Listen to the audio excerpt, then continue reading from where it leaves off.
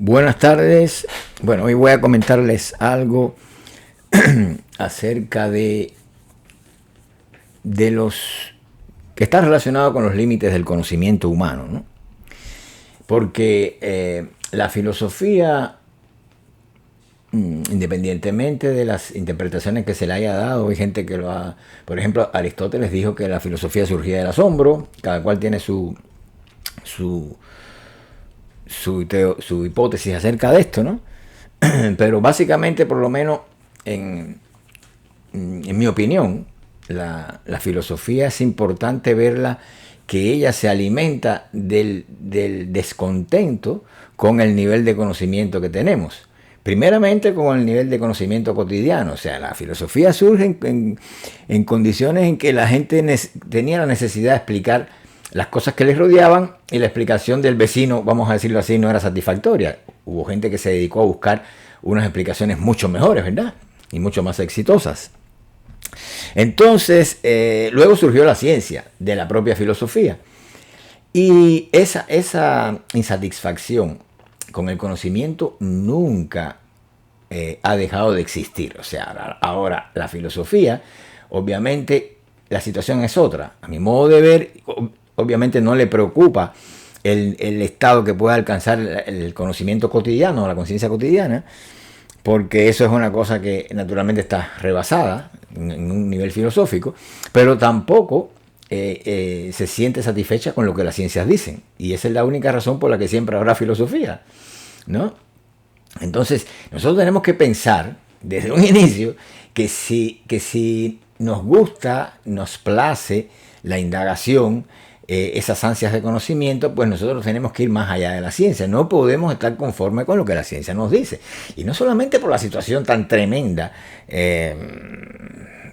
vamos a decir, de estancamiento que tiene la ciencia, la ciencia teórica, sino simplemente porque esa sed no acabaría nunca, independientemente del estado que pueda lograr la ciencia, de una forma más de explicaciones, quiero decir, más completa, más articulada. Siempre va a existir esas ansias por ir más allá de ese conocimiento, tanto del cotidiano como del conocimiento científico. De manera tal que la filosofía siempre va a estar ahí, buscando las respuestas que la ciencia obviamente no puede dar, porque, por ejemplo, todas estas preguntas fundamentales nunca van a ser respondidas por la ciencia. Y si uno se pregunta por las cosas más básicas, como por ejemplo la vida y la muerte, el origen de la vida, el misterio de la vida, eso sigue siendo una cosa inexplicable desde el punto de vista científico. Sigue siendo. Si usted se conforma con cualquier cosa que le venden barata ahí, pues bueno, ya el problema lo tiene usted, ¿verdad? Pero piense bien, ¿hay explicaciones para el origen de la vida? No las hay. ¿Hay explicaciones para el fenómeno de la muerte? No sabemos qué rayos es la muerte. Usted puede decir la muerte, puede abordarla de diferentes puntos de vista, pero estar satisfecho con esa explicación, nunca. Pues, cualquier cosa pudiera ser una definición de la muerte, pero eso no significa que esas definiciones vayan a ser lo que satisface el interés del pensamiento filosófico, etcétera, etcétera, ¿verdad? Porque bueno, yo le puedo decir, bueno, se detienen las células, dejan de reproducirse, se ponen viejas. Bueno, pero eso no es una explicación del fenómeno de la muerte. No lo es. Y sobre todo, ¿qué diferencia hay entre la vida animal, la vida humana y cómo se produce esa muerte, tanto en el uno como en el otro? Porque en el humano hay algo que el animal no tiene.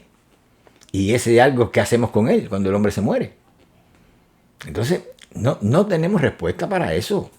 Y desde el punto de vista científico no la hay, ni la habrá jamás.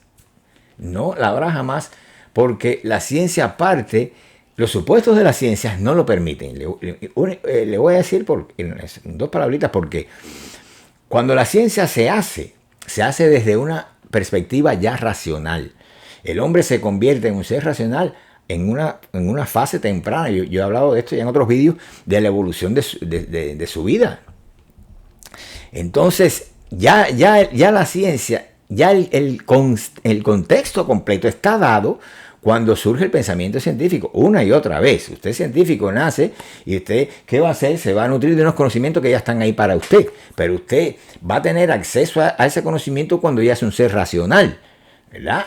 Y no solamente cuando es un ser racional, cuando es un ser racional con una edad avanzada ya, una edad determinada, porque usted a partir de los 2 años y medio de vida, usted logra, adquiere la representación del yo, y eso es el origen de la racionalidad. Pero obviamente el mundo científico y sus conceptos y sus teorías no le son asequibles a usted con esa edad.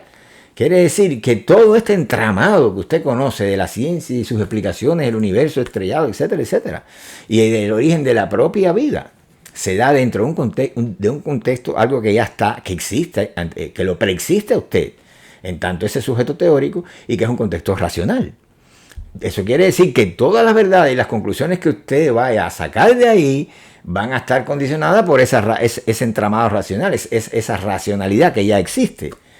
Entonces usted no puede pretender a que esa sea ni la realidad absoluta, porque es la realidad racional, ni puede pretender a que sea la verdad absoluta tampoco, por cuanto es una verdad racional. Pero aquí hay antes de la racionalidad. ¿Y qué pudiera haber después? Ya una persona que razone de un modo más o menos filosófico se da cuenta que la ciencia no alcanza para eso. Ahora, si usted quiere vivir solamente como un ser racional y usted desdeña todo lo que hay más allá, antes y después de la racionalidad, pues imagínese usted. Eso es su problema, ¿verdad? Pero usted no puede decir que todo cuanto es tiene lugar dentro de ese universo racional. Por lo tanto, esas explicaciones no solamente están ya precondicionadas, sino que también son limitadas. Quien quiera saber más, obviamente no puede, utilizaría la ciencia como un medio. Son útiles, pero no son la última verdad ni la última Coca-Cola del desierto, como se dice también, ¿no? De un modo bastante vulgar, vamos a decir. Entonces, por ahí va un punto, ¿no? El otro es, por ejemplo, que digamos que ese es un punto con la insatisfacción de una posible postura ateísta, puesto que la ciencia se relaciona con el ateísmo. La ciencia es la que no tiene una fe en Dios, la que no cree que Dios exista, y la que cree en la materia. Cree en la materia, porque la materia tampoco ni la ve, ni la toca, ni nada, pero cree en ese abstracto concepto de materia. ¿Qué cosa es la materia? Esto que es el fundamento del ateísmo, la no existencia de Dios y la existencia de la materia. ¿Qué cosa es la materia? Pues la materia es una cosa tan abstracta como Dios mismo, según ellos lo ven, ¿no? Porque como que Dios lo quiere racionalizar, le parece una cosa demasiado abstracta, ¿no? Para la razón, y eso lo identifican con la no existencia. Pero ¿qué pasa con la materia? Que la materia es una abstracción brutal también. Y esto ya lo había, no hay mejor refutación del ateísmo y del materialismo que la que dio el filósofo Berkeley ya en el siglo XVIII, ese empirista del siglo XVIII. Uno de mis filósofos favoritos, con una filosofía súper loca, pero irrefutable. Como he dicho ya, es una cosa preciosa esa filosofía, me gusta. Y yo siempre fui partidario del racionalismo, no del empirismo, mientras estudié filosofía en la universidad. Sí, para mí el empirismo eso era lo último, lo peor. Pero bueno, me di cuenta que no existe esa oposición, empirismo y racionalismo, que en el fondo son la misma cosa. Pero bueno, hay que entenderlo bien, ¿verdad? Hay que entenderlo bien. Cuando no se entiende del todo, pues se crea esa falsa imagen acerca del empirismo. Es una corriente súper fuerte, súper potente en filosofía, tan potente como el racionalismo. No hay manera de ponerla más abajo, ¿no? Se complementan. Y la verdad es que hay que darle su lugar a todos estos monstruos del empirismo clásico inglés, a Berkeley, Hume, estos empiristas del siglo XVIII, Locke, Berkeley, Hume, pero la filosofía la más simpática de todas es la de Berkeley, ¿no? Pero igual son tres monstruos, ¿no? Entonces, ¿qué pasa con esto? Que ya él refutó en sus obras, refutó pero de una manera tremenda el ateísmo y el materialismo. O sea que yo no tengo que hacer eso aquí, solamente yo llamo la atención a este hecho, porque lo que me preocupa hoy es la juventud, que la juventud cree en eso, que cree que ser ateo es sinónimo de ser inteligente, porque bueno, el que cree en Dios es un ignorante. También la juventud es revolucionaria mientras es joven, también se cree eso, como mismo se cree este mito del ateísmo, esta leyenda, pues se cree también que ser revolucionario. Obviamente con el paso de los años, cuando maduran, se dan cuenta que las posiciones del ateísmo no lo conducen a ningún lugar, que lo conducen a un callejón sin salida. Igualmente, esas posiciones revolucionarias en política, que son absolutamente ridículas, ¿verdad? Y uno se da cuenta solamente cuando madura ya. Y se le derrumba todo y se da cuenta que qué es lo que significa de verdad las revoluciones y los revolucionarios, ¿no? La gran estafa de las revoluciones. Pero bueno, esto es harina de otro costal, ¿no? Aquí lo que estamos hablando es que si nos vamos por el concepto de materia, señores, como les decía ya, tomen una manzana.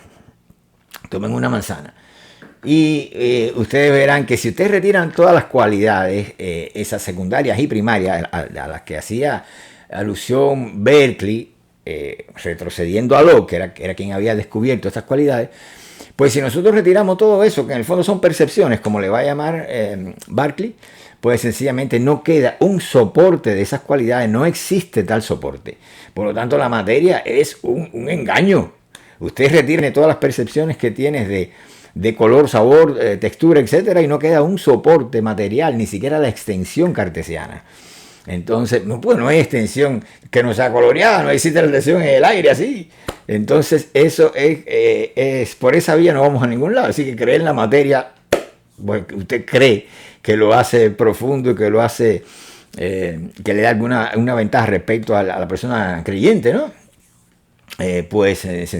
Lamento decirle que no, que lo hace mucho más ignorante. Ahora, en el caso de Dios, en el caso de la negación de Dios, ¿no? Aquí, ¿qué es lo que pasa? Que el punto está en que Dios aparece en nuestro ámbito de evolución mental cuando nosotros nos damos cuenta que la razón es insuficiente para explicarlo todo. Y que más allá de la razón debe haber algo, porque la razón tiene sus límites, como decía Kant. Nosotros nos creímos que con Hegel nos dotó de un optimismo tremendo. Y fue mucho más allá de Kant, pero esas partes justamente de la filosofía hegeliana son las que no se pueden sostener. Esa panlogización de Hegel, esa racionalización absoluta de todo. Donde falla él es cuando, como yo dije ya en otro vídeo, que es el origen de mi desacuerdo con él, que en estas tesis fundamentales y donde yo desarrollo mi propia visión, que en cierto modo pretende complementar el hegelianismo, no negarlo, sino complementarlo, decirle, mira, esta parte te faltó, esto tú no lo viste, en ese sentido, ¿no? Entonces, esta tesis, repito, de que todo lo racional es real y todo lo real es racional. Si bien todo lo racional es real, no todo lo real es racional. Y eso, según mi punto de vista, y eso obviamente uno no puede, por ejemplo, en el caso de Dios, racionalizar a Dios, identificar a Dios o meterlo dentro del ámbito de la racionalidad, como él pretendía, que lo quería hacer racional todo, y tenía tremendo sentido porque lo que él llama concepto, el movimiento del concepto coincide con el movimiento de la Trinidad Divina. Entonces, en ese sentido, él puede decir, bueno, hasta cierto punto, toda la lógica tiene esa estructura triádica, ¿no? Que la tiene también el Dios, Hijo, o sea, Padre, Hijo y Espíritu Santo. La tiene también. Entonces, como descubre que es una estructura común, eso hace muy difícil las cosas porque le da unos márgenes tan amplios a la racionalidad que la pone en un límite prácticamente divino, donde puede identificar a Dios con esa racionalidad misma, ¿no? El proceso de desenvolvimiento de la sustancia sujeto. Y entonces eso está bien duro, pues la definición de Hegel es el absoluto es el espíritu y muestra el espíritu como una cosa racional. Y está durísimo, pero si usted va para atrás y no para adelante, quiero decir, no, o sea, puede ser que te diga más allá de la razón, no hay nada porque Dios es razón, vamos a ponerlo así, pero más acá de la razón sí. Ahí podemos encontrar todo el terreno que se le escapó a él y que no es racional. Entonces, eso por una parte, ¿no? Pero si vamos, por ejemplo, a la filosofía de Plotino, que está en los orígenes del cristianismo. Esta filosofía está mucho más cerca del concepto cristiano de Dios, etc. Pues aquí vemos que Plotino le va a poner límites a la razón y va a decir, bueno, justamente nosotros no podemos alcanzar a Dios, no podemos llegar a Él porque los límites los pone la propia razón. La razón presupone la multiplicidad de objetos, ¿verdad? Y justamente Dios es lo uno. Es lo uno. Ahí no hay multiplicidad, no hay división, no hay nada de eso. Entonces, este problema de lo uno y lo múltiple que venía con la filosofía griega, pues Plotino también le da solución a este punto. Y entonces ve que lo múltiple se genera mediante un proceso de degradación a partir de lo uno, que es Dios. Y entonces ese proceso que él llama emanación, eso va degradándose hacia lo menos perfecto a partir de esa naturaleza divina que es absolutamente perfecta. Y en el extremo opuesto encontramos la materia como el resultado de esa degradación a partir de lo uno, ¿no? Pero lo importante aquí es que nosotros por la vía racional no podemos llegar a Dios. Si bien a través de los inteligibles de que habla Plotino, que obviamente son más acordes con la racionalidad misma, ese camino de los inteligibles pues nos acerca más que nada, más que las otras formas de racionalidad que podemos adoptar, nos acerca más que nada a la esencia divina, a Dios. Pero esa misma razón es la que no nos permite trabar contacto con esa esencia divina. O sea que está más allá de las posibilidades de la razón y por lo tanto hay que eliminar esta multiplicidad de objetos que es propia de la razón. Hay que eliminarla y Plotino propone una especie de éxtasis donde la propia contraposición esta de la conciencia, el sujeto y el objeto, él no tenía estos conceptos, pero para que me entiendan, pues es superada en una unidad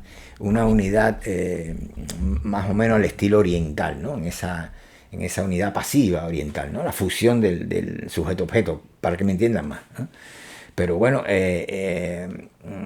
eso sería lo que Plotino propone en dos palabras. Fíjense, porque yo voy a hacer, obviamente, cuando el canal coja más fuerza, voy a hacer un vídeo solamente dedicado a Berkeley, ¿no? A la filosofía de Berkeley, para que vean cuál es la verdadera filosofía de Berkeley, qué fue lo que Berkeley quiso decir.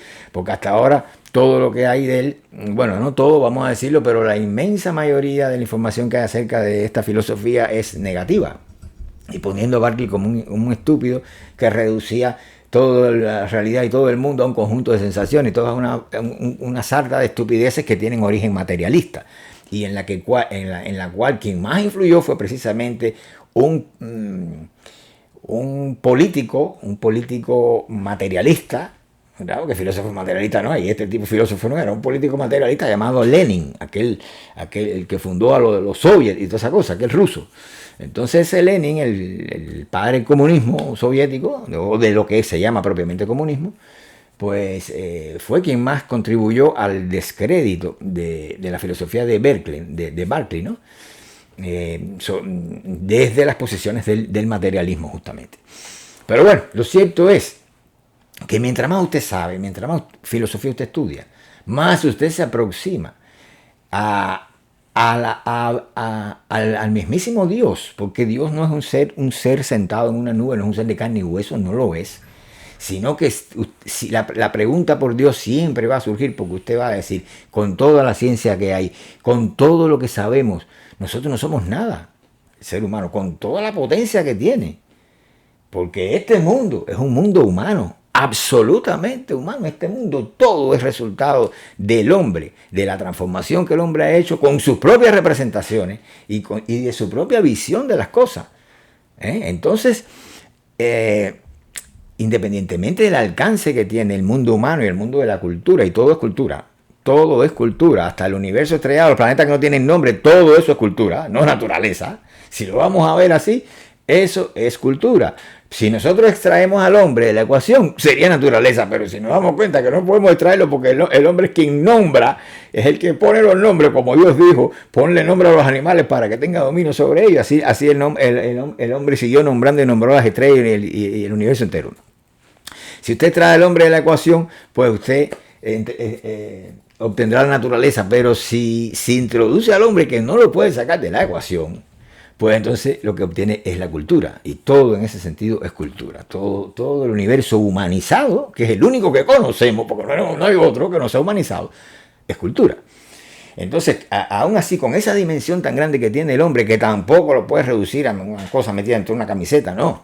Vamos a verlo en su sentido genérico. Con toda esa dimensión tan grande y ese poder que ha adquirido, reproduciéndose a sí mismo y a su entorno, ¿verdad? Porque eso es un entorno humano. Eso se lo digo a los ambientalistas, a los Beria, a toda esta gente, que ponen al hombre como, en primer lugar lo ponen como una especie más a los animales, y de ahí encima de eso le echan la culpa de todo cuanto está pasando. No es la naturaleza, el hombre está primero que la naturaleza. El hombre es el que hay que cuidar, porque la naturaleza es parte del hombre, no a la inversa.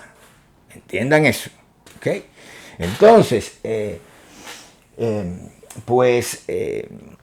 les decía que independientemente de ese alcance que tiene lo humano, el mundo de la cultura, de todos modos nosotros llegamos a un punto en que nos damos cuenta cuán pequeñitos somos, porque no sabemos qué hay del otro lado de la muerte, más allá de la vida. Ignoramos eso y no podemos explicarlo, porque quien lo va a explicar se tendría que morir, y si se muere no lo puede explicar. Y esto es una cosa de loco, pero uno de los fenómenos más misteriosos e imposibles para la razón es la muerte. Y la razón es la que nos da a nosotros la vía científica. Y todas las verdades científicas existen en el ámbito de la razón. Cuando ya no hay razón, no hay explicación científica. Entonces, ¿qué vamos a hacer? Ahí están las preguntas esas eternas que siguen en pie, para las cuales la ciencia no tiene ni herramienta ni capacidad de explicación. Y simplemente no es que se trate de que usted sea un ignorante y entonces sea un creyente, no, es que eso me recuerda a la película esta Bacayani, que la traducción de la película es Arrepentimiento, esa película que se hizo cuando la época de la perestroika, que se estaba cayendo el comunismo, pues hicieron una película tremendamente dura en contra del comunismo y todas esas cosas, muy dura para la época, ¿verdad? Todavía no sabía que había, está en ese proceso de la perestroika, que era de salvar el socialismo.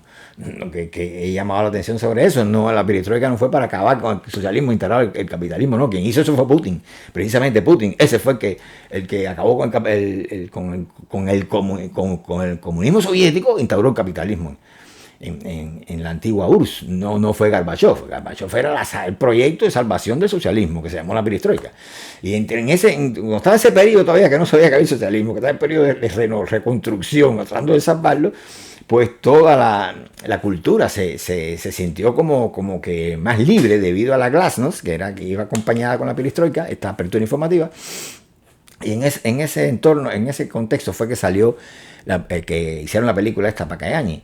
Y entonces hay una escena donde el comisario, que era el jefe de todo aquel, el pueblo aquel, el hombre coge y se ve por el día él con su traje comisario, con esa cosa que se ponía aquí, qué sé yo, verde y con esa tira de piel aquí, que no sé si es una pistola lo que se ponía aquí, pero el traje comisario ese es de Soviet.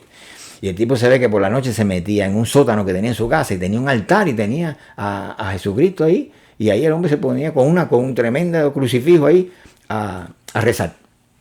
Que de día era una cosa y por la noche era otra. Bueno, aquí más o menos así, ¿no? Entonces nosotros, cuando la razón no da, uno dice, bueno, ¿y ahora qué? Porque no se trata de Dios.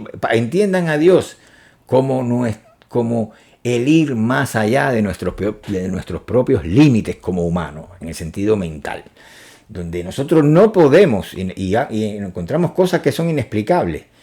Y entonces, pues sencillamente no es que se trate de una persona, un viejo con barba, no, es que hay algo más allá de nuestras posibilidades a lo cual no tenemos acceso.